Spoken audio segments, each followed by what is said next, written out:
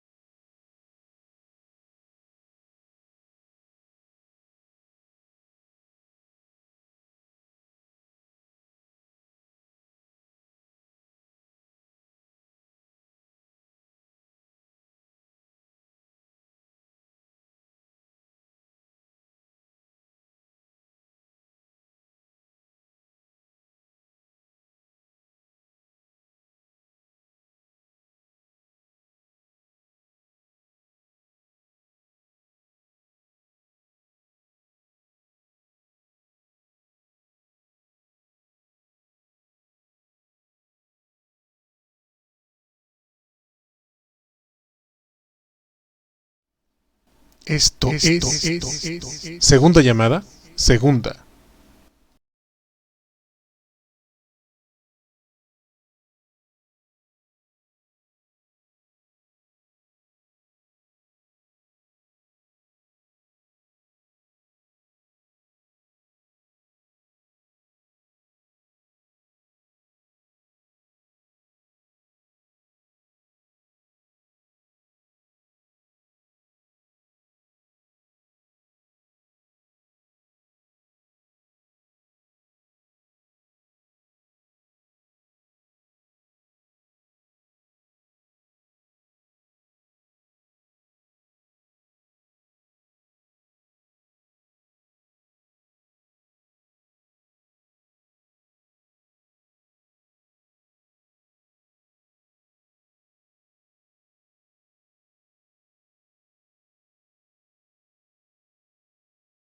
Esto es Tercera Llamada, Tercera Llamada. Sean todos bienvenidos. Principiamos.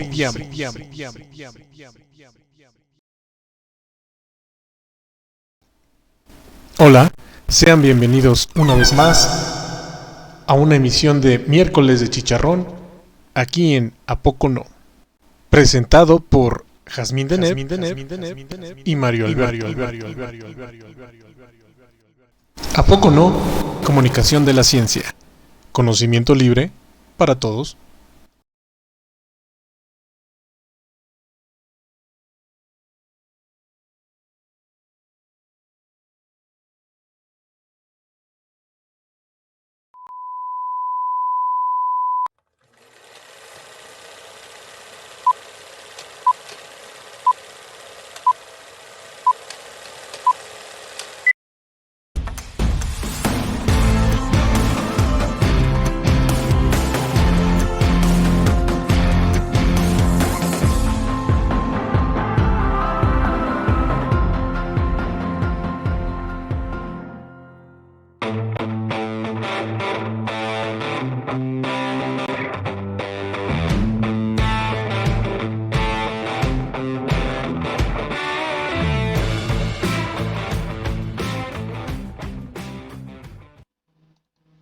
¿Qué tal? ¿Qué tal? Tengan todos ustedes una muy buena noche. Una noche lluviosa, muy, muy loca en toda la ciudad. Está realmente esto de que hace mucho calor y luego que llueve y luego que quién sabe. Pero en fin, aquí andamos. Este día, que es después del martes y antes del jueves, es miércoles.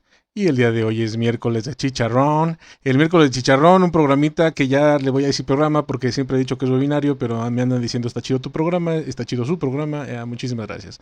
Mi nombre es Mario Alberto, soy cofundador de esto que se llama ¿A Poco No? Estamos viviendo ahí en www.apocono.mx y también está cofundadora la doctora Jazmín Deneb.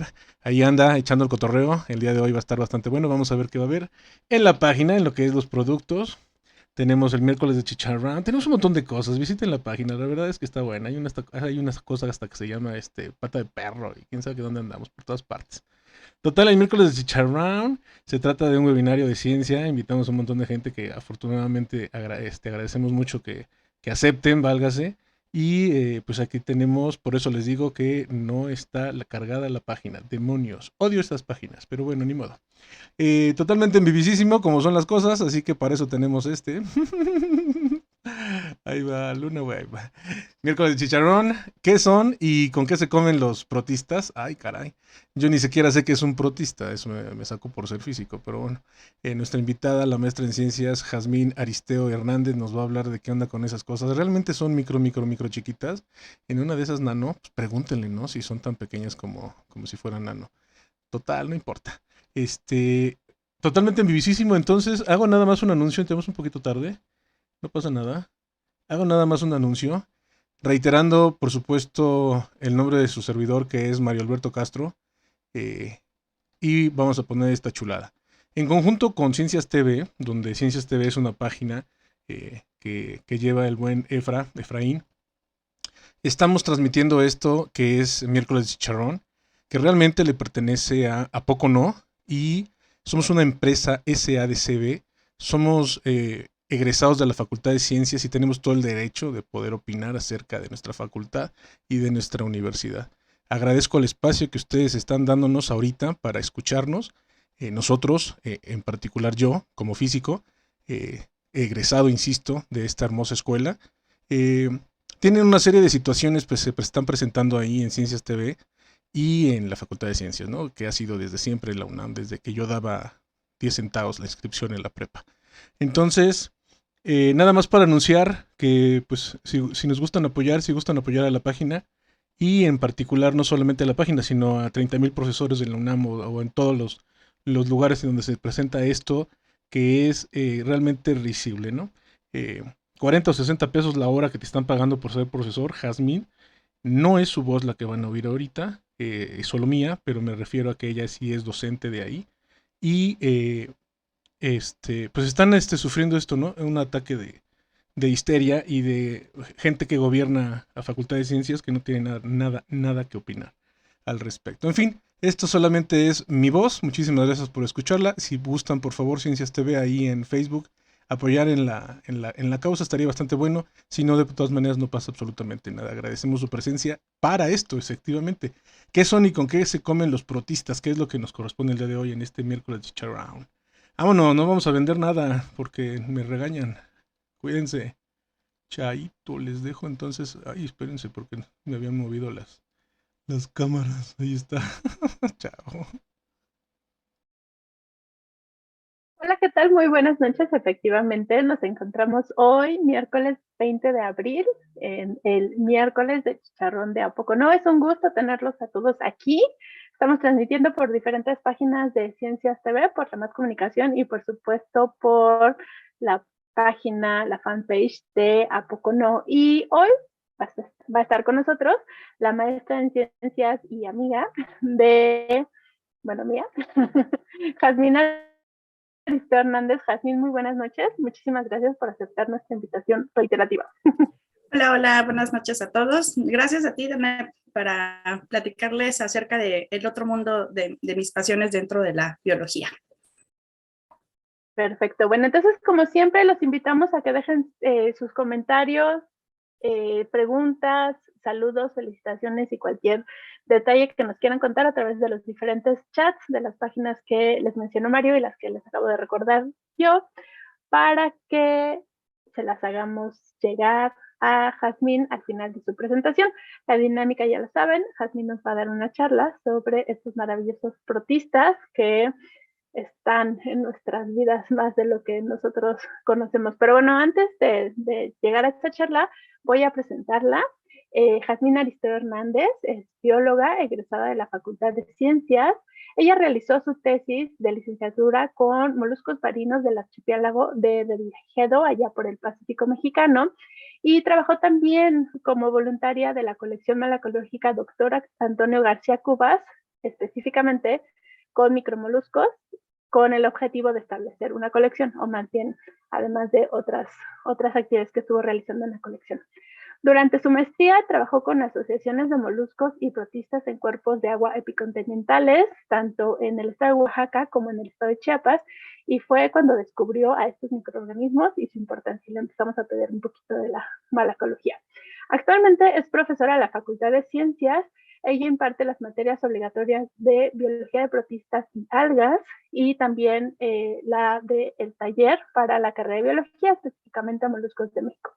ha participado en distintos proyectos para dar a conocer estos microorganismos, entre los cuales destaca la creación de un manual de los principales géneros de ciliados en México en agua dulce, y este lo pueden descargar directamente en la página virtual de la librería virtual de la Facultad de Ciencias, Prometeo. Ahorita les dejamos el enlace del nombre completo y ahí lo pueden descargar por si los enamora el maravilloso mundo de los ciliados. Bueno, pues, sin más, Jazmín, muchísimas gracias por estar aquí. Vámonos a un videito.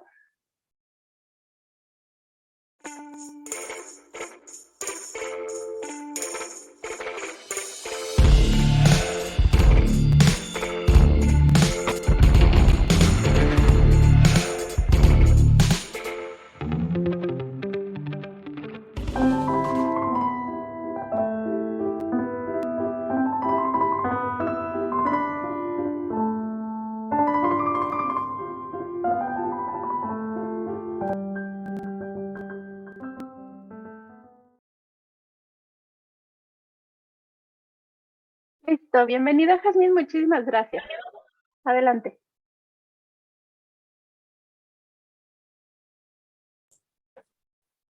Listo, bueno, pues entonces yo les voy a platicar quiénes son los protistas. Seguramente ustedes creerán que no los conocen, pero los conocen muchísimo más de lo que imaginan. Y bueno, estos organismos que Mario decía si de verdad son micro o no son micro, bueno, pues ahí hay para todos los gustos.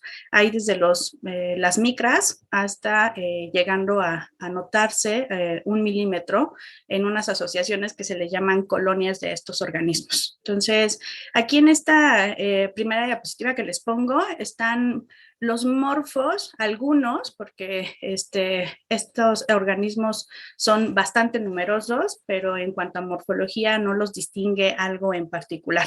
Entonces, cada una de estas imágenes pertenece a un protista y estos protistas los vamos a separar de alguna manera en dos líneas, la línea fotosintética y la línea heterotrófica. Entonces, partiendo de eso, les empezaré a platicar quiénes son estos microorganismos y desde cuándo se conocen. Entonces, el primero que los describió, que hizo un énfasis en que existían, fue Leeuwenhoek, llamándolos animáculos, y de hecho ya alineó en la propuesta que tiene para los seres vivos.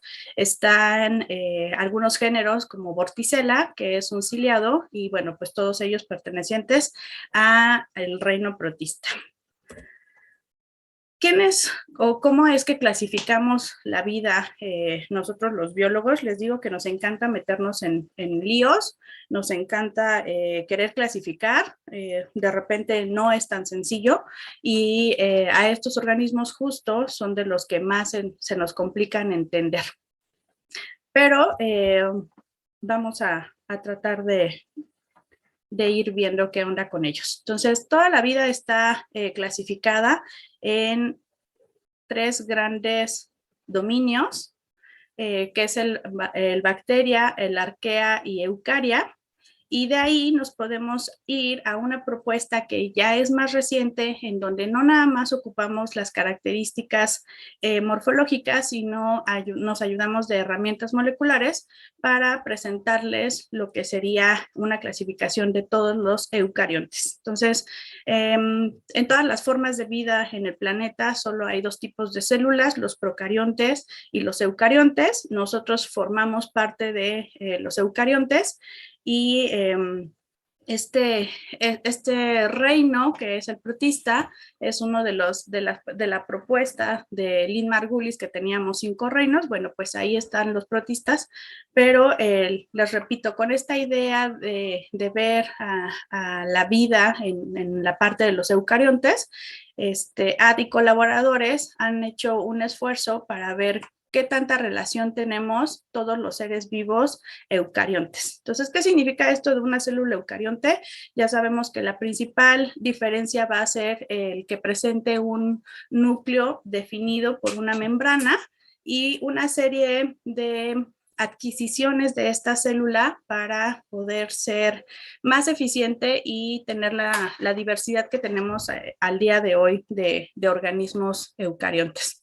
Entonces, a mí me gusta ponerles este árbol en donde está toda la vida eucarionte.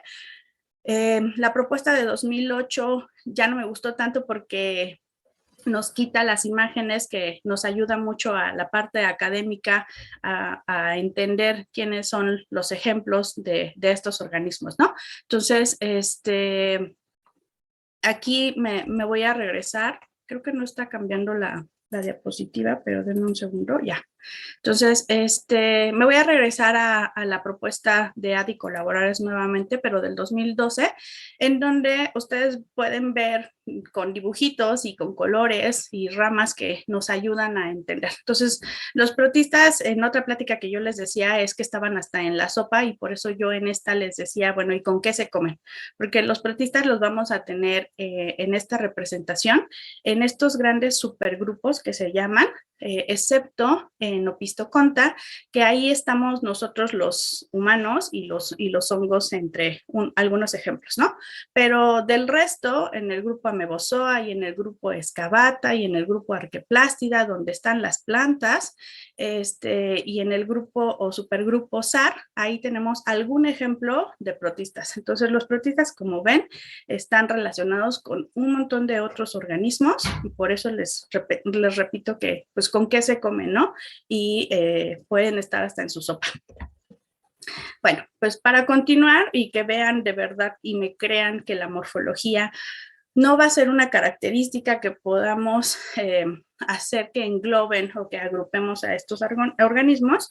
Yo les platicaba de la línea fotosintética y la línea heterotrófica. Entonces, pues aquí tenemos algunos ejemplos de organismos, seguramente a los protistas, si yo les digo algas, a lo mejor ya les suena, porque son como las más conocidas, pero las algas son protistas. Entonces, yo me dedicaré a decir en esta plática línea fotosintética y heterotrófica en vez de algas y protistas, ¿va? Entonces, aquí hay algunos ejemplos de las líneas fotosintéticas. Estas algas, formaciones de una división, que son las algas pardas, que forman los bosques de kelps. Ya les hablaré un poquito más adelante de ellas. Las algas rojas, y aquí les pongo algún ejemplo que también van a identificar, porque hemos escuchado ya últimamente los problemas que tenemos con el arribo del sargassum. Entonces, todo esto es línea fotosintética. Pero también tenemos a las euglenas, que son una cosa bien divertida y bien genial de estar observando en vivo, de verdad. Tienen todas sus particularidades. Y otros tantos que están tanto en la tierra como en la parte marina y dulceacuícola. Entonces van a ver que de verdad son demasiado diversos y no hay como decir, claro, esto es un protista. Y del otro lado están estos ejemplos que son los heterótrofos, los ciliados, que dentro de los protistas la verdad es que tengo un gran amor hacia este grupo. Pero también están las amebas, que seguro alguien en algún momento escuchó, hay que desparasitarse porque si no te puede dar amibiasis, ¿no? Entonces vean cómo es que van a empezar a reconocer nombres y todos ellos son protistas. Aquí están algunos otros en donde ahí hay una gran duda, de repente sí pertenecen y de repente ya no pertenecen, que son algunos... se les llaman cuerpos o formas ameboides, que de repente se cuelan con los protistas y de repente cuando hacen una revisión dicen, ¿sabes qué? Que siempre no, deberían de estar con los hongos. Pero sí hay algunos otros que podemos decir, a pesar de tener estas formas, como está aquí al centro, estas fructificaciones que son más comunes en los hongos, pues resulta ser que es un protista. Y les voy además a presentar a uno que hasta tuvo sus 5 minutos de fama y entonces estaban en todos los noticiarios y demás, ¿no? ¿Y qué más les puedo decir de estas imágenes? Bueno, pues aquí justo están dos organismos que pertenecientes, les digo, a los protistas, pero aquí hay una estructura que cubre a la célula, no todos lo presentan. Esta que está aquí se le llama, es una forma ameboide desnuda, y esta que está aquí es una forma ameboide testada. Entonces, les voy a ir platicando ya después qué son estas palabritas y por qué y qué onda con ellos, pero de verdad que se van a dar cuenta de lo magnífico que son estos pequeños microorganismos. Y bueno, uno de los primeros grupos a los que tuve contacto fueron justamente las amebas, y son tan conocidas y tienen todo que, bueno, pues en Estados Unidos había una empresa que se dedicaba a la venta de discos, y se llamaba Ameba Music. Entonces, vean como si las conocen. Y en caricaturas también ahí andan algunos ejemplos, en las chicas superpoderosas, y entonces estaban ahí el equipo de los malos y estaban las amebas. Y hay un juego para distintas dinámicas en donde se llama Ameba, pero también estos son los más conocidos o los más taquilleros, y entonces yo les podría decir que se comen a los protistas y lo hacen a propósito en las láminas que suelen poner para preparar el sushi. Pero pues no todo es, les digo, las algas. Esta alga además aquí se ve negra y realmente tiene otro color cuando está viva, y son unas láminas impresionantes. Pero por eso les digo que los protistas están hasta en la sopa, y si no, pues está en su sushi, ¿no? Algunas de las cosas que seguro ya conocen es la obtención de nuevas formas de ¿cómo se llama? Formas para aprovechar estos organismos, y está aquí el biodiesel para sustituir al petróleo, que sabemos lo complicado que es el trabajo con él y que se nos está acabando y demás. Entonces ya sé que ya les platicaron del biodiesel, entonces pues para que se acuerden también ahí andan los protistas. Con todo esto, seguro si yo les llegara a preguntar, bueno, ¿qué me puedes decir de los protistas? Me van a decir, pues son bien diferentes, son chiquitos y grandotes y son eucariontes. Bueno, la única característica que todo protista tiene es justo ese detalle de ser eucarionte. Es la única. El resto son generalidades, porque además a los biólogos nos gusta decir que depende de la especie. Bueno, pues aquí depende del grupo, ¿no? Del que estemos platicando. Entonces, son organismos eucariontes, pueden andar solitos y entonces se les llaman unicelulares, o pueden ser que se agrupen en distintas formas, como lo pueden ser las colonias o los cenobios. Se dice que son cosmopolitas, y esto ¿por qué? Porque les digo que andan en todo, andan en el medio marino, andan en el medio terrestre, andan en el medio dulceacuícola y andan hasta en el aire. Esto de hasta en el aire es porque muchos de ellos forman estructuras de resistencia, como son los quistes, y pueden resistir condiciones de poca humedad. Entonces, en el propio movimiento de las masas de aire, pues podrían justamente irse quistes de protistas. Ciclos de vida bien variados. Nosotros estamos acostumbrados a decir, bueno, pues hay gametos y se forma un cigoto y listo, ya hay un nuevo organismo. Bueno, pues estos nos vienen a cambiar todo eso, porque hay de lo más sencillo de hoy me decidí partir, porque partir en el sentido de me voy a duplicar haciendo una mitosis, o me voy a complicar tanto como se pueda. Entonces, son ciclos de vida bien, bien impresionantes. Y bueno, pues también nosotros creemos que nosotros somos como todopoderosos, pero nos quitan la comida y ya no sabemos qué hacer. Bueno, pues estos organismos tienen varias formas en las cuales se pueden nutrir. Entonces, les vuelvo a repetir, la línea fotosintética, la línea heterotrófica, pero sorpresa, hay algunos otros en donde pues tiene ambas. Entonces, a ellos se les conoce como mixótrofos. Entonces, para que vean que lo pequeño no significa que sea sencillo, y estos organismos tienen bastante éxito en condiciones poco favorables o adversas, y nosotros seguro a la primera pues chafearíamos, ¿no? ¿Dónde viven? Pues se los he estado repitiendo. A ellos hay ciertos organismos que les gusta más lo tranquilo y con cierta temperatura y con cierta calidad del agua y condiciones y demás. Bueno, pues aquí tenemos ejemplo de absolutamente todos. Entonces yo les decía que eran cosmopolitas, perdón.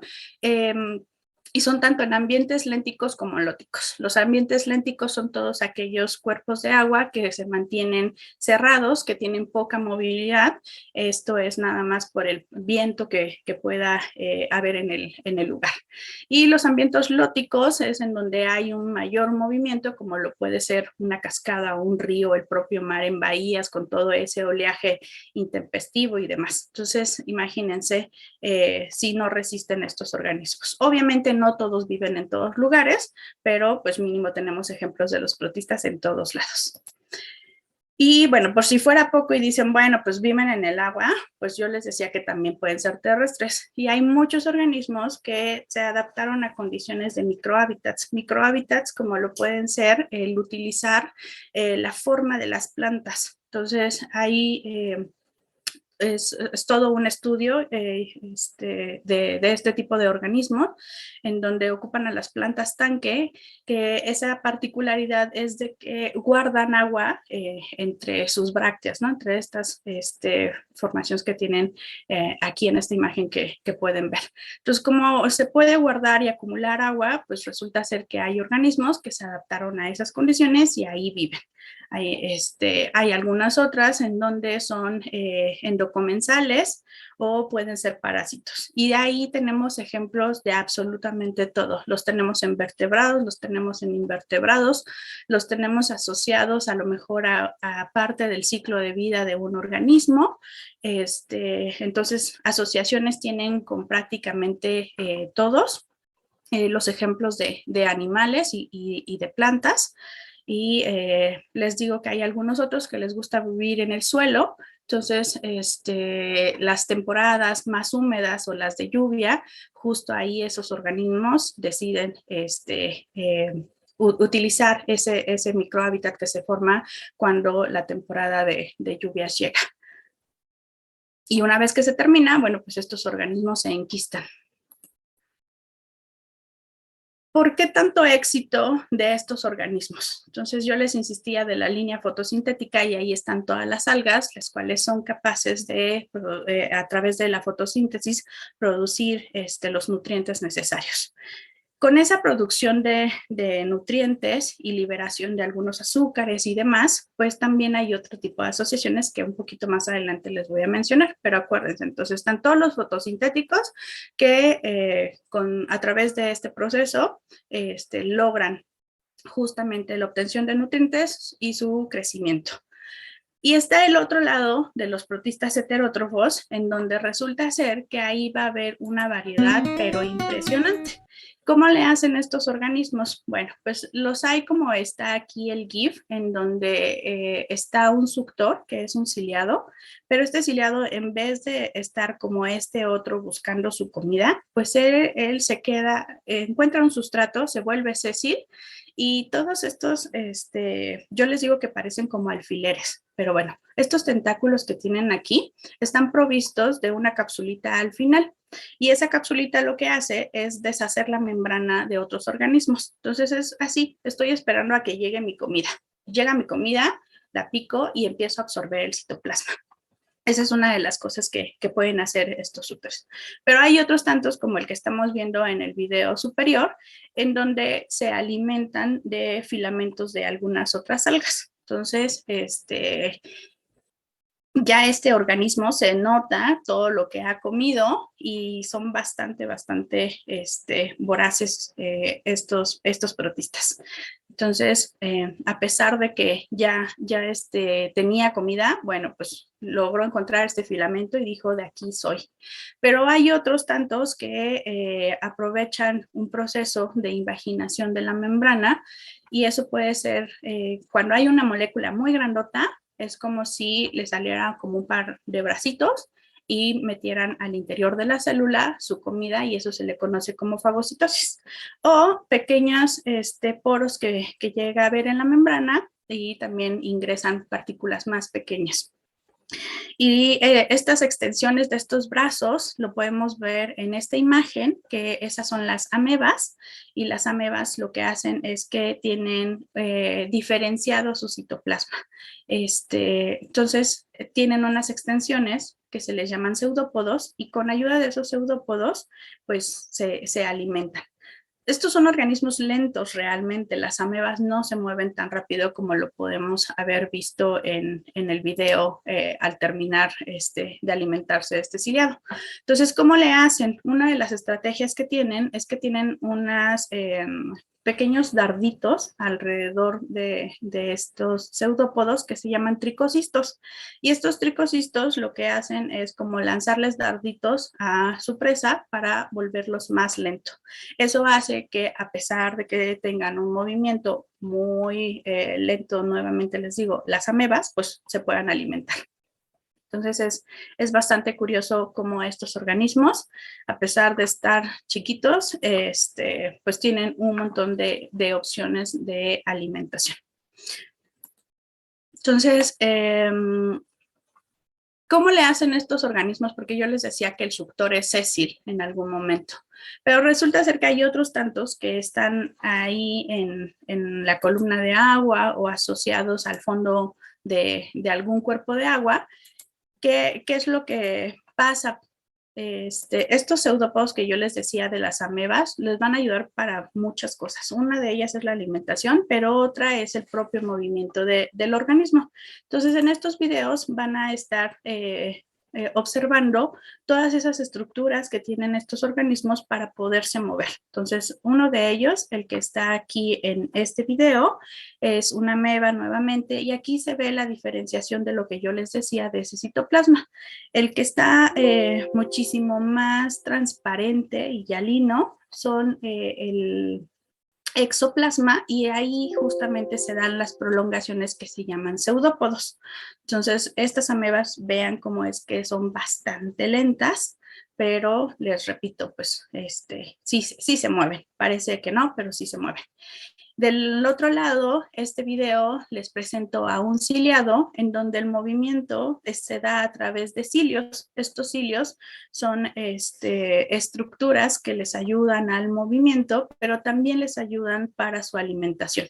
Con ayuda de estos cilios hacen corrientes y lo dirigen a lo que es su boca, que en los protistas se llama citostoma. Entonces, este es el ciliado por excelencia, el modelo a seguir, se llama Paramecium, en donde lo que podemos observar ahí es que es bastante grande. Entonces, es bastante sencillo el poderlo observar y ver muchísimas cosas. Se tienen contados el tipo de movimiento al interior por medio de unas vacuolas que le ayuda a estos organismos a mantener justamente la presión osmótica. Entonces, es bien impresionante. Y bueno, finalmente les presento a la otra parte de estos protistas que se les llaman flagelados.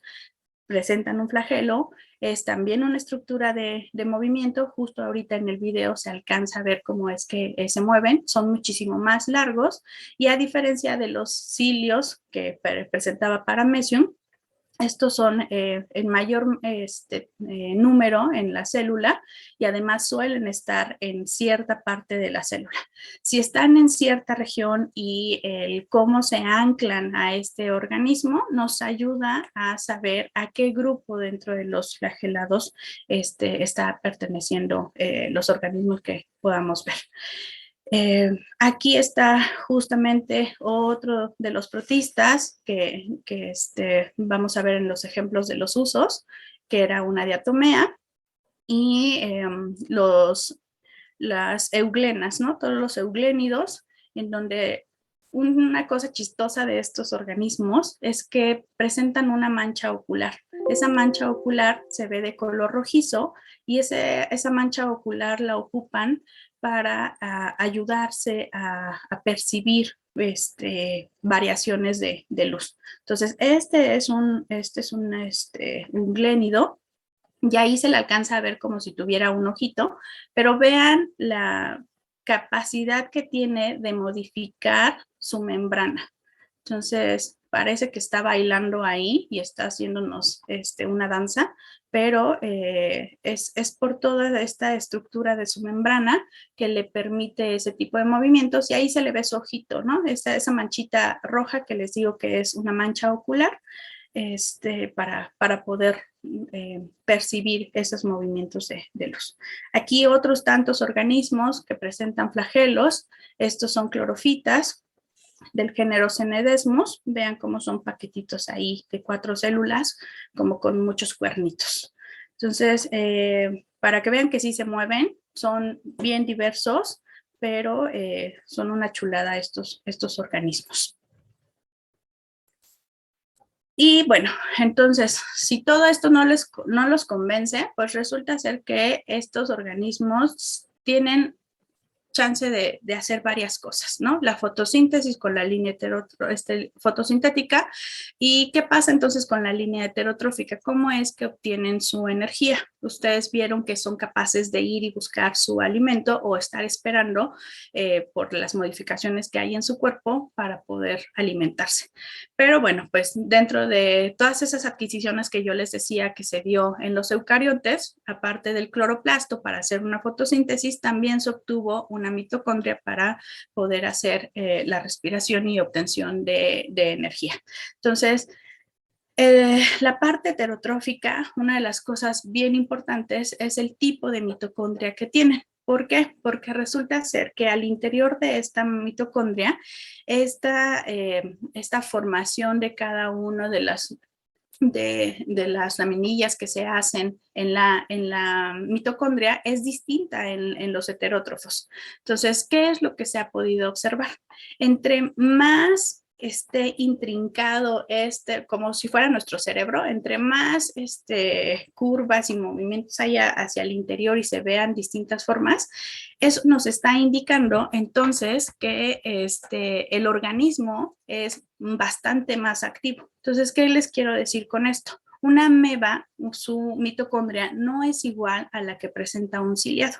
Entonces, les digo, de estas características que podemos ir viendo de los organismos, pues resulta ser que esta mitocondria es bastante importante para estos organismos, y el interior, la forma de esta mitocondria también nos ayuda a entender el tipo de metabolismo que tienen estos organismos. Bueno, ¿y qué pasa cuando no hay un cloroplasto y cuando no hay una mitocondria? ¿Cómo le hacen para obtener energía? Resulta ser que dentro de los protistas, dentro de las amebas, hay un ejemplo de aquellas que se llaman arcamebas, en donde resulta que no hay ni cloroplasto ni hay mitocondria. Y entonces, ¿cómo le hacen estos organismos para poder sobrevivir, ¿no?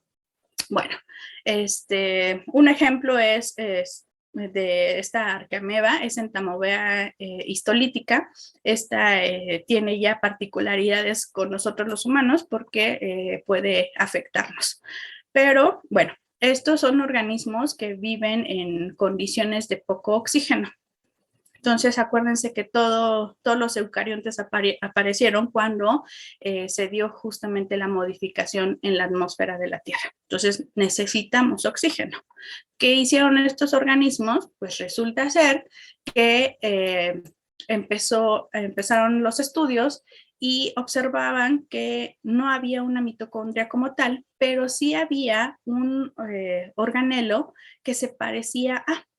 Y eso es el mitosoma. Ese mitosoma es como si quedara reminiscencias de información genética, algo parecido a una mitocondria, pero no hace a través de un proceso oxigénico la obtención de moléculas de ATP, sino más bien lo hace a través de una fermentación del citosol. Entonces, esta es como la otra cara de los organismos que pues ni tienen cloroplasto ni tienen mitocondria, pero sí tienen un mitosoma.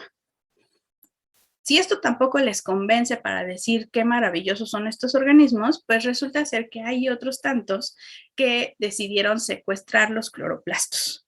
¿Qué hace con esto? Bueno, esta especie de Strombidium viride es un ciliado. Entonces, les estaba platicando que los ciliados buscan su alimento y entonces son heterótrofos. Bueno, pues resulta ser que aquí se da el secuestro de cloroplastos y lo mantienen activo. Obviamente va a perder después de cierto tiempo de estar fuera del que fuera su organismo, de donde viniera este cloroplasto, su capacidad de hacer fotosíntesis. Pero mientras se mantiene útil, pues este ciliado lo utiliza para poder obtener nutrientes a través de su proceso de fotosíntesis. Entonces, también estos organismos son capaces de secuestrar esos cloroplastos y poder hacer fotosíntesis a pesar de ser heterótrofos.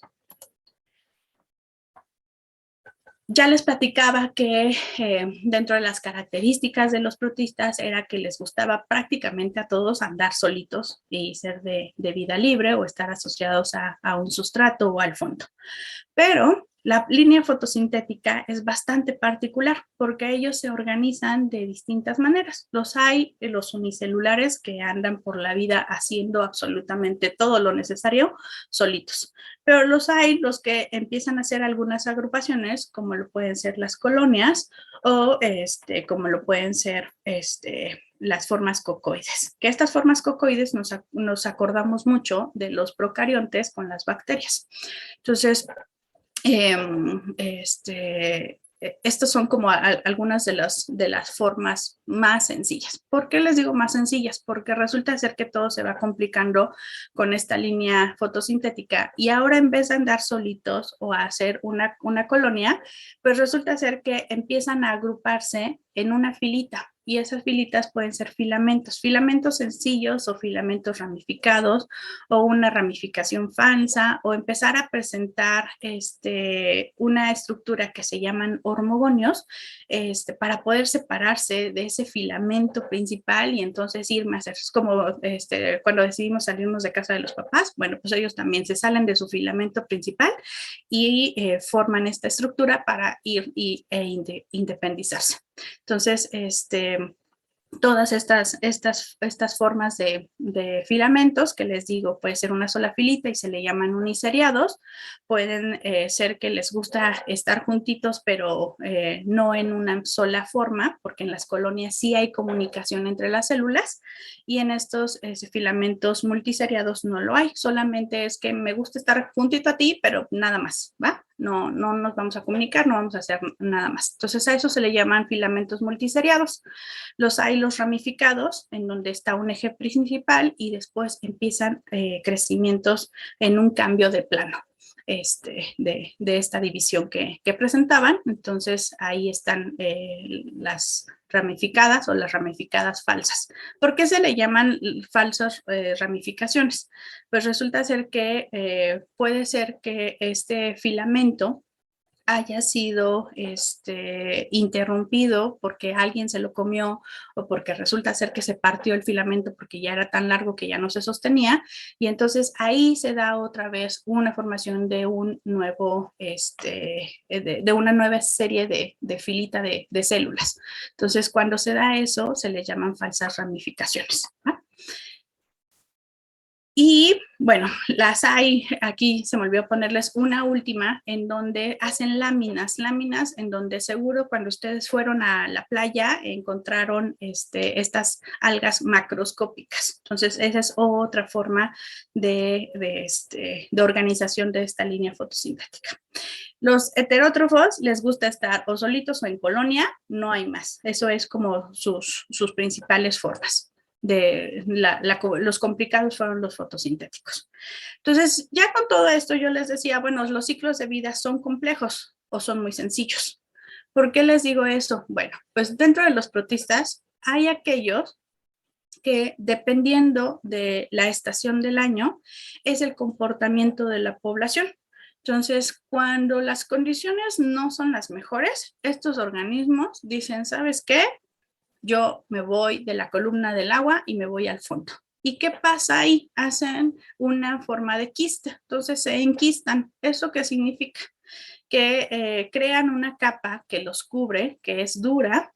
Eso hace, pierden sus flagelos, se van al fondo y cuando empiezan a cambiar las condiciones del medio, estos organismos detectan ese cambio en el ambiente por el aumento de temperatura y entonces salen de ese quiste y resulta ser que ya para entonces, cuando estamos entrando a la primavera y hacia el verano, pues estos organismos salen de esa forma de resistencia que se le llama quiste.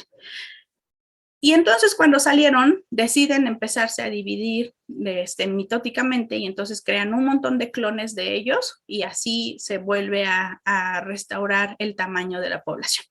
Pero hay otros tantos que resulta ser que tienen el chance de hacer una división mitótica, que eso se le conoce como una reproducción asexual, o hacer una reproducción sexual.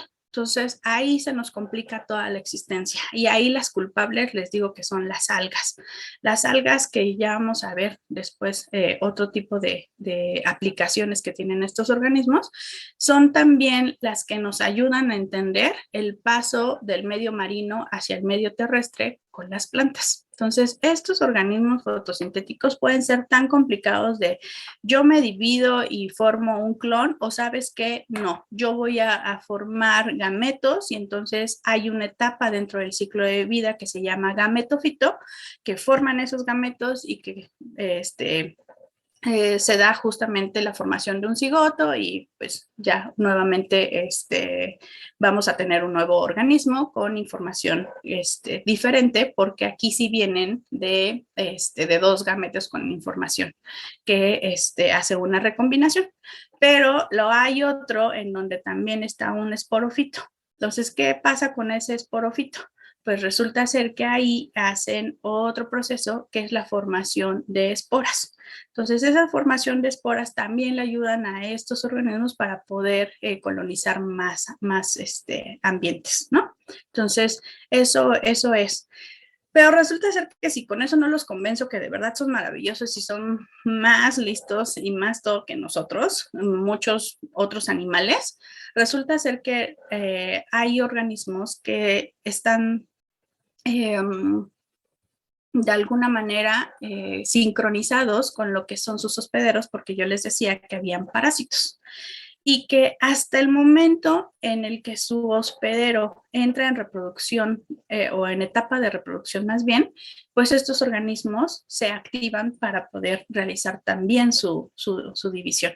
Entonces, aquí tenemos otros ejemplos en donde están los opalínidos que necesitan que su hospedero, en este caso, esta rana, entre en su etapa reproductiva para poder llevar a cabo su parte sexual dentro de su ciclo de vida. Entonces, como ven, estos organismos tienen para dar y regalar ejemplos de cómo completar un ciclo de vida. ¿Cómo le hacen para sobrevivir a tantos ejemplos de ciclo de vida? Pues ya les decía yo de sus estructuras de resistencia. Entonces hay estructuras de resistencia y además son bien particulares porque además también los podemos utilizar para identificarlos. Entonces hay los quistes de todos los parásitos. Aquí estamos viendo un ejemplo de un quiste de un parásito que afecta al humano. También que está aquí, Yardia, también es otro de los parásitos que afecta al humano, pero hay otros tantos que estos son de dinoflagelados. Vamos a platicar un poquito más adelante de estos dinoflagelados, pero por cada especie es también el tipo de quiste que llegan a presentar estos organismos. Aquí está un quiste de una ameba que ya les platicaba un poquito de las amebas con esta forma de sus bracitos englobando su comida. También está bien particular y también vamos a ver algunos otros de diatomeas. Entonces, para que sepan que estos organismos, cuando las condiciones no son buenas, ellos sí tienen una forma de resistir esas condiciones, no como nosotros. Estoy segura que si a nosotros nos cambian mucho la temperatura o nos quitan el alimento, pues ya valimos y ellos no. Entonces ya les platicaba mucho de lo que es la biología, las características de estos organismos. ¿Qué es lo que, o bueno, qué es lo que quiero que se lleven de esta plática? ¿Cuál es su importancia? ¿Cuál es el papel ecológico de estos organismos en cada uno de sus medios? Pues resulta ser que son productores y consumidores primarios. Esto es básico, básico, básico, ¿no? Entonces, prácticamente que si ellos no están, el resto no está. ¿Por qué? Porque les digo que son consumidores primarios. ¿Eso qué hace? Que nos ayuda a mantener poblaciones de otros organismos que pudieran modificar estas redes tróficas y son productores primarios. Esto es bien básico y a mí siempre me gusta preguntarles de dónde creen que viene el oxígeno que respiramos el resto de los seres vivos.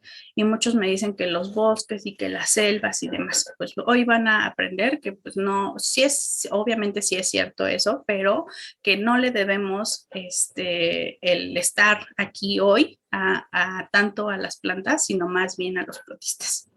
Descomponen materia orgánica. ¿Esto que nos ayuda? Pues en esa descomposición, la formación de nitratos ayuda justamente a fertilizar el suelo. Entonces, para que nosotros tengamos un suelo fértil, necesitamos también de estos organismos. Indicadores geológicos. Estos organismos llevan en la Tierra muchísimo más tiempo que nosotros y con esta capacidad de tener estas estructuras de resistencia o tener unas lórigas que son también una capita extra que pueden tener estos organismos, nos pueden ayudar a decir qué onda cuando estos organismos existían en X tiempo geológico. Pero también está, les digo que la parte oscura de los protistas, que hay algunos que seguro ustedes ubican a las mareas rojas, cuando nos dicen no comas productos del mar, ¿vale? Y la última y la más importante es la producción de oxígeno. O sea, de verdad que de aquí se van a llevar eso. Entonces, la pregunta es esa, ¿de dónde viene el oxígeno que estamos consumiendo el resto de los seres vivos? Y entonces nos dicen que son los pulmones, ¿no? Los bosques son los pulmones del planeta y hay que conservarlo. Y yo no digo que no los tengamos que conservar, obviamente que lo tenemos que hacer, pero resulta ser que el principal reservorio, el principal productor del oxígeno en el planeta son estos microorganismos, son los protistas. Entonces, dentro de estos protistas ya les he dado un montón de ejemplos que son las algas que pueden ser macro o micro, o los dinoflagelados, o las diatomeas, o sea, de verdad que los protistas, por ellos estamos el día de hoy aquí. Entonces, del planeta, del oxígeno en el planeta, más o menos el 60% del oxígeno es gracias justo a la parte marina de estos organismos, ¿no? Todos los protistas que están en el mar, en el océano, son los que están produciendo ese oxígeno que nos mantiene todavía el día de hoy en el planeta. Entonces, para que vean que son súper, súper importantes y les vuelvo a repetir, no significa que los bosques o que las selvas no sean importantes, pero hemos vivido engañados porque no son los principales productores de oxígeno. Bueno, y entonces, de estas formaciones que pueden ser micro, que yo les enseñaba ahí en algunos videos y que ya veían algunas formas, las hay todo lo que es macro. Y ahí está la formación de bosques de kelps. Estos bosques de kelps son justamente formaciones de algas, algas pardas. Estas algas pardas, ¿cómo le hacen para mantenerse? Y además tener estos filamentos tan grandes, tan frondosos, que sirven para un montón de cosas. O sea, de verdad que nosotros estamos acostumbrados a voltear a ver a los arrecifes de coral porque ahí hay una gran biodiversidad y hay endemismos y demás. Bueno, pues si alguien le puede hacer competencia, son justamente los bosques de kelps. ¿Por qué? Porque sirven para muchas ocasiones especies que van a anidar ahí o hay muchos otros organismos que solo viven en estas formaciones. Entonces aquí en México tenemos un ejemplo, no son tan grandes ni tan extensos como lo puede ser en otra parte del planeta, pero que sepan que hay bosques de kelps en México. Entonces, todos estos son, les digo, algas pardas que tienen la capacidad de tener unas cápsulas en donde se mantiene un gas y eso les ayuda a estar flotando y a mantenerse erectas estas algas. Entonces, estos son los bosques de kelp, son protistas porque son algas, son fotosintéticos y nos ayudan justo a tener microhábitats bien importantes. Y vamos a empezar a hablar de otros organismos que son los dinoflagelados. Entonces, les voy a presentar la parte bonita y la parte fea de los dinoflagelados.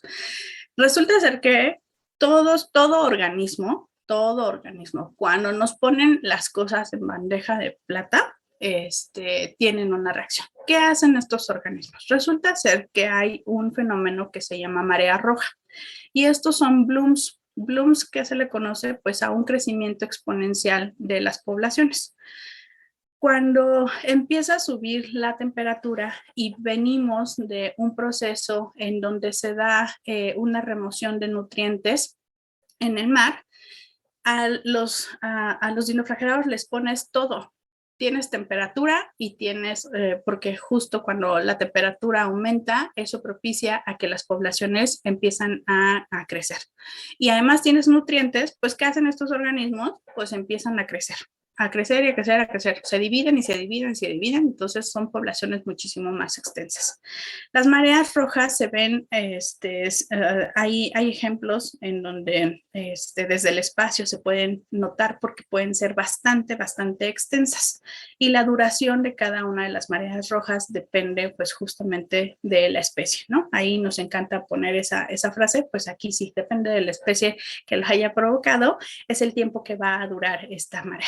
¿Cuál es el problema de que se creen las mareas rojas? Pues es que a nosotros nos dicen, ¿sabes qué? Te puedes intoxicar.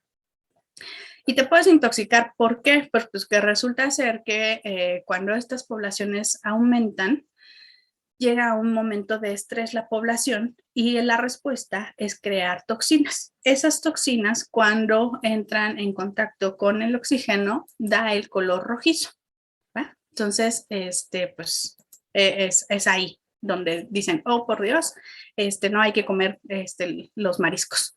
Los mariscos como los bivalvos, como un montón de ejemplos de peces y demás, ¿qué es lo que ocurre? Que ellos acumulan, pues obviamente a todos estos dinoflagelados y a ellos les puede o no les puede pasar nada, ¿no? A los peces sí se llegan a morir por las toxinas, pero resulta ser que los moluscos, como los bivalvos, los acumulan y no les pasa nada, pero a nosotros sí. Las toxinas que produjeron, pues nos hacen daño. Entonces ahí están las mareas rojas con otro ejemplo de los protistas. Y bueno, por si fuera poco están ahora sí las algas, que de ahí tenemos un montón de ejemplos. Y se los voy a poner. Este cuadro está aquí, pero más adelante están desglosados estas características del uso de algas, ¿va? Entonces, las algas las han utilizado para un montón de cosas y estas estructuras son cosas que se pueden ver ahora en la actualidad. Este es un ejemplo en Serbia, en donde les llaman fotobioreactores. ¿Para qué los ponen o por qué están? Es para la producción de oxígeno. Son bastante caros el poder poner estas estructuras. Todavía no son tan eficientes como quisiéramos, pero bueno, pues ya hay ejemplos en donde hay estaciones en donde dicen que te purifican el aire que estás consumiendo. Entonces, estas estructuras ya se pueden ver en ciertas ciudades.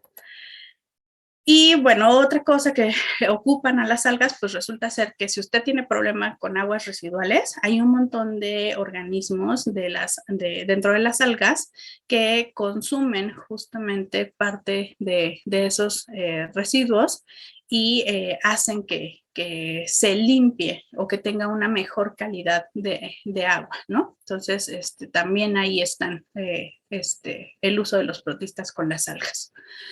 Esto ya se los habían platicado, que es el biodiesel, entonces no me voy a detener más, pero bueno, que sepan que justo el utilizar algunas especies hace que se puedan obtener biocombustibles. Y aquí es otra de las cosas que me encanta porque a lo mejor ustedes no lo sabían y ustedes consumen un montón de productos y nunca le ponemos mucha atención a las etiquetas. Y aquí hay muchas sustancias que están o que son derivadas de las algas, dentro de ellas la carragenina, que la carragenina la pueden encontrar porque se utiliza para espesar. Entonces, sus yogurts, seguro tienen carragenina. Ustedes pueden llegar, bueno, ahora que pongan atención a las etiquetas, seguro van a encontrar ahí. O también la pueden utilizar para los vinos, porque tienen la capacidad de absorber toxinas. Entonces, para que chequen cómo es que estos son productos derivados de algas rojas. Entonces, si les gustan las gomitas, también utilizan la carragenina para poder espesar. Y bueno, están toda la parte que dicen, yo ya no me quiero alimentar de animales ni de plantas. Y bueno, pues hay suplementos a base de algas. Entre ellos pueden encontrar la espirulina, que justo es un género de una alga. Y estos son suplementos. Entonces dicen que el consumo de esto ayuda a que ustedes tenga o que se sacie su apetito o que tengan la obtención de nutrientes que les puede ayudar como vitaminas. Y un ejemplo que me gusta darles es el sargazo, ¿no? El sargazo, que ya empezamos a ver más las noticias y que sí ya está llegando a las costas y demás. Pero, ¿qué es lo que ocurre? Bueno, pues yo les decía que con el aumento de la temperatura es como si nos pusieran todo para activarnos a reproducirnos, ¿no? Entonces, estos organismos, les decía que actúan de esa manera, empiezan estas formaciones.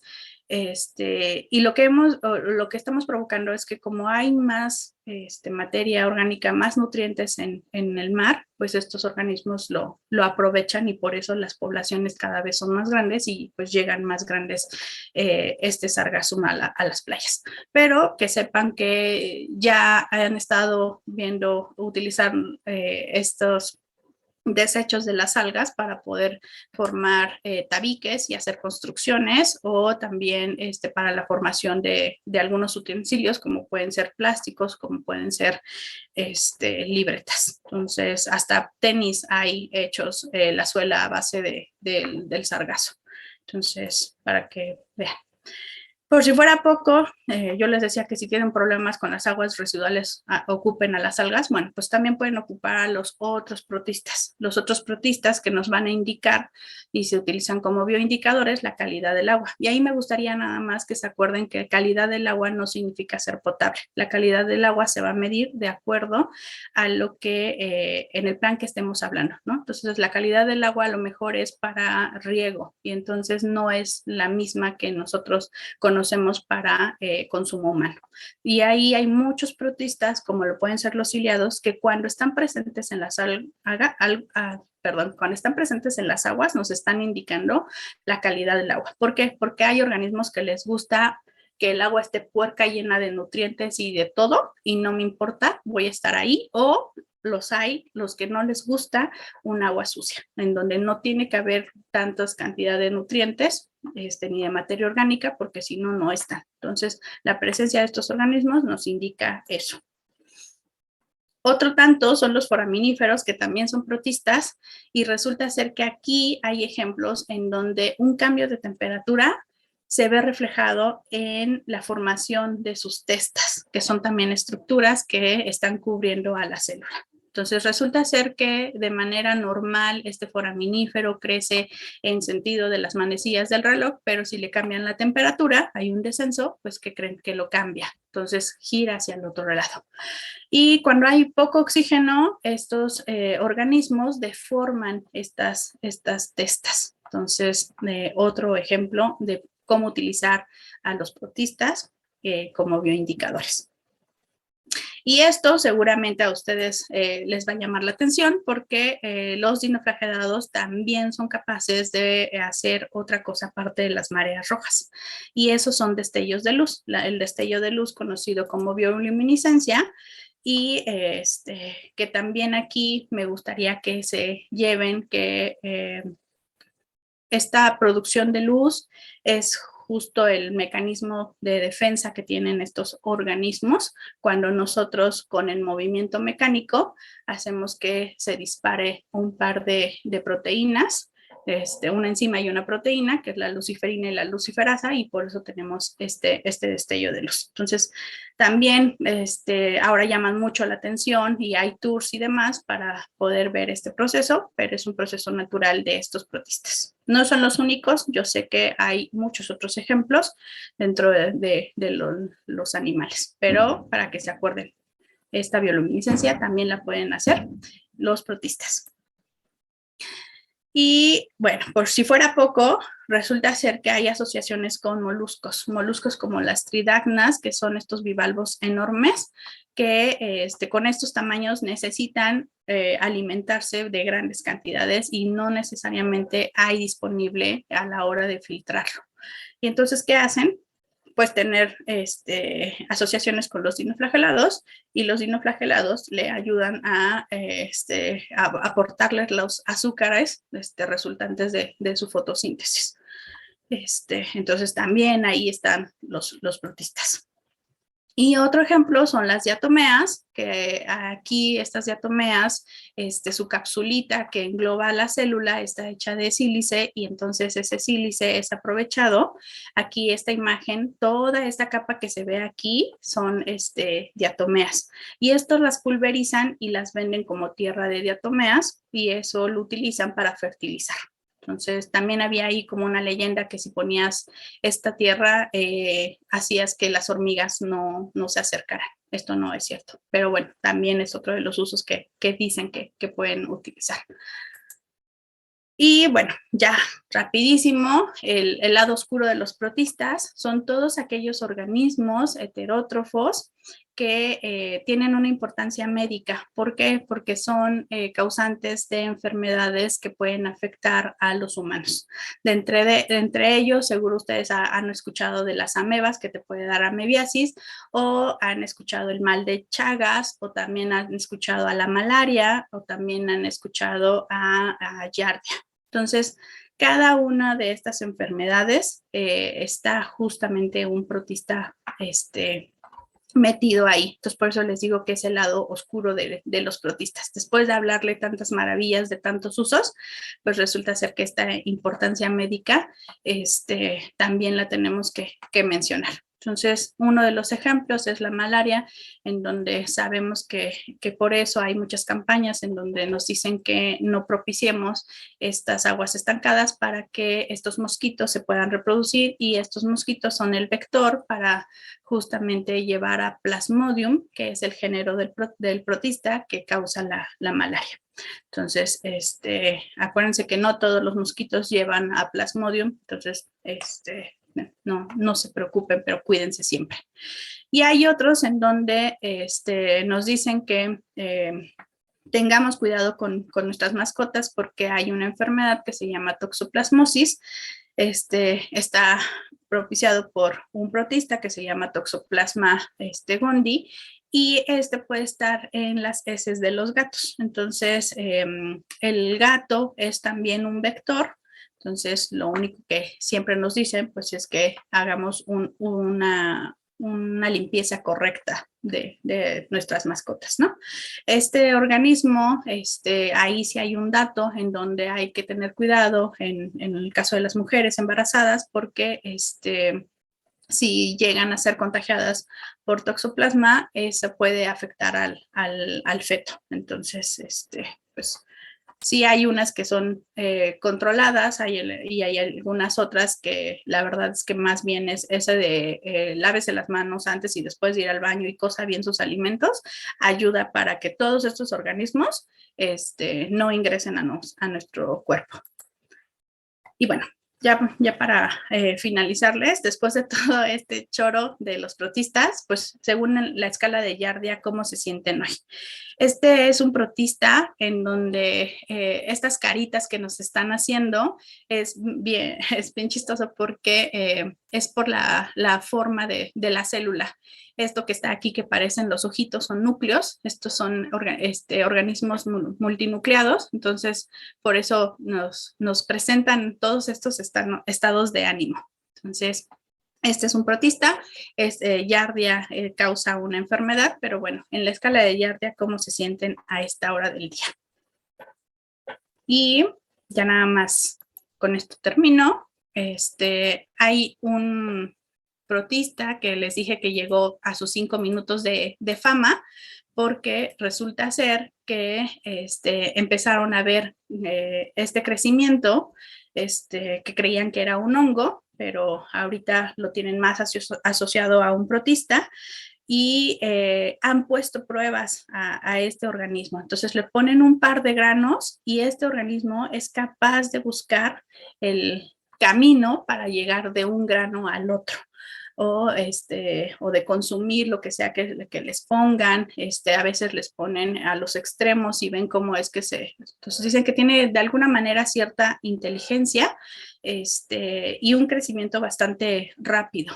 El movimiento aquí, la verdad es que está acelerado, pero bueno, pues que sepan que también ahí este organismo apareció hasta en las noticias y todo, y es un protista. Entonces vean cómo es que han habido bastantes pruebas en donde ven cómo es que se da este crecimiento, las ramificaciones y cómo es capaz de localizar su alimento.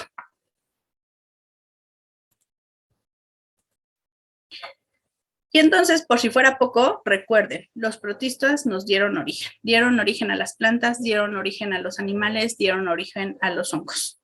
Entonces, sin los protistas no estaríamos el día de hoy aquí. Muchas gracias. Muchísimas gracias, Has, por este último cierre de todos se lo debemos a los protistas. Vamos a un videito y regresamos con un par de preguntas. Puedes dejar el comentario.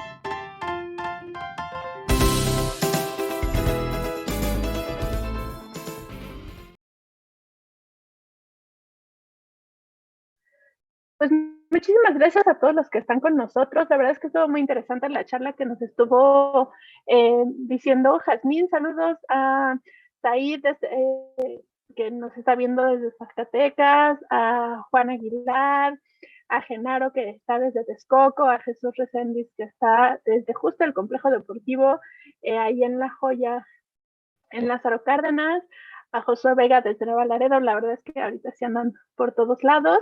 Y también gracias a los que nos dicen en la escala de Giardia cómo se sienten. Vamos a las preguntas. Nos preguntan si hay especies en peligro de extinción. No, realmente alguna especie que esté en peligro de extinción, no. Estos organismos, la verdad es que son bastante resistentes. Entonces, pues es lo que yo les decía, ya quisiéramos nosotros tener esa capacidad de enquistarnos y esperar a que las condiciones mejoraran. O que tengan la alternativa de repente, en vez de buscar un proceso sexual en donde hay gametos, pues decidan dividirse y crear un clon, ¿no? Entonces, por el momento no deberíamos de preocuparnos por ellos, pero sí de cuidar todos los ambientes donde ya nos dijeron que viven. Nos preguntan, Nancy, si esta parte de las mareas rojas se pueden predecir.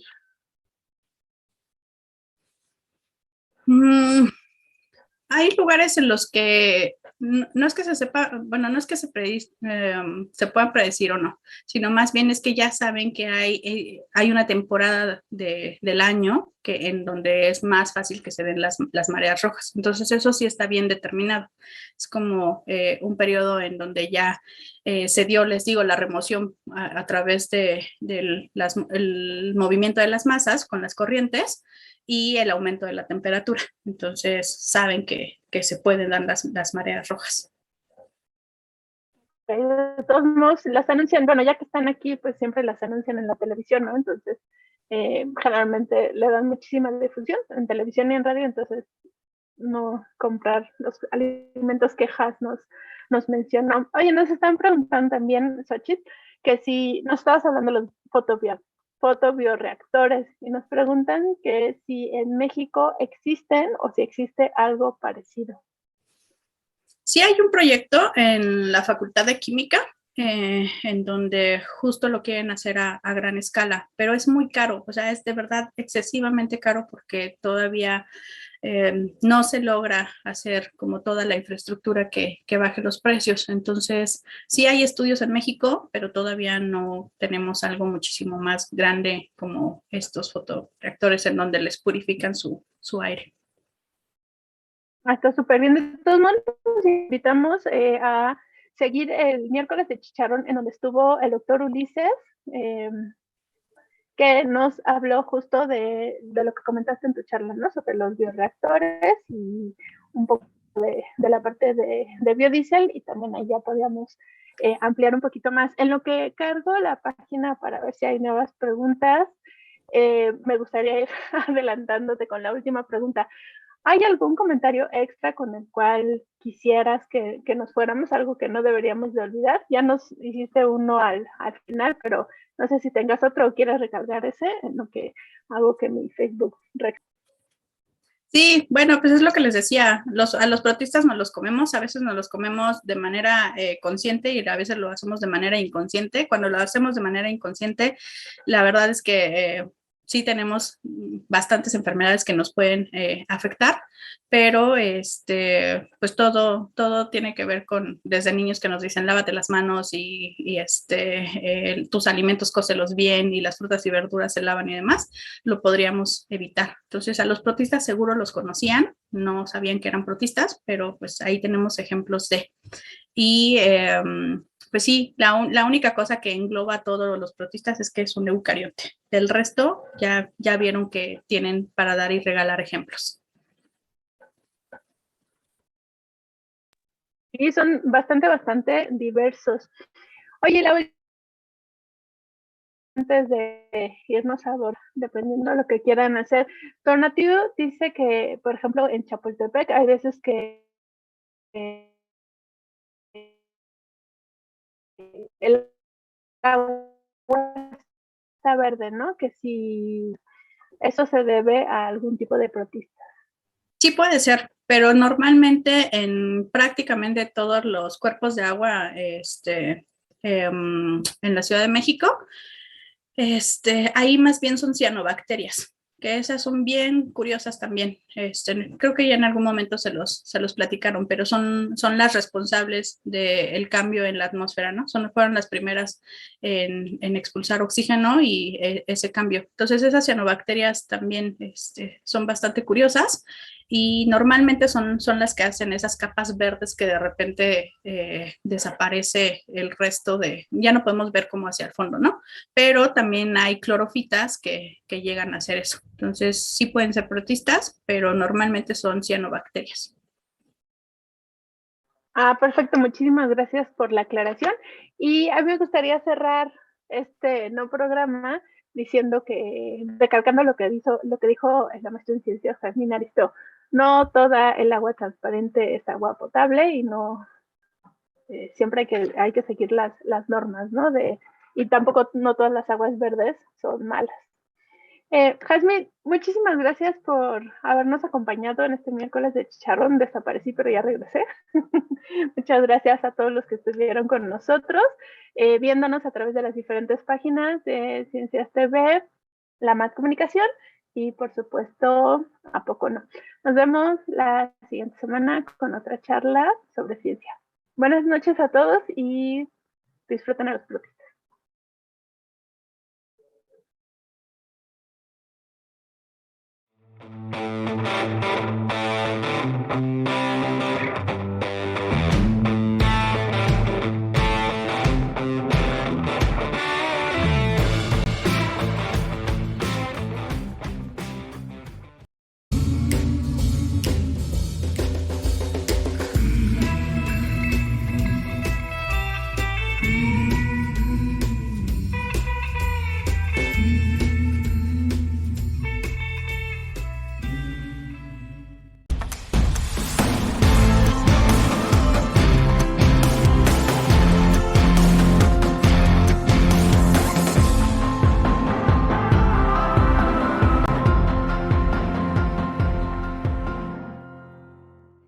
¿A poco no?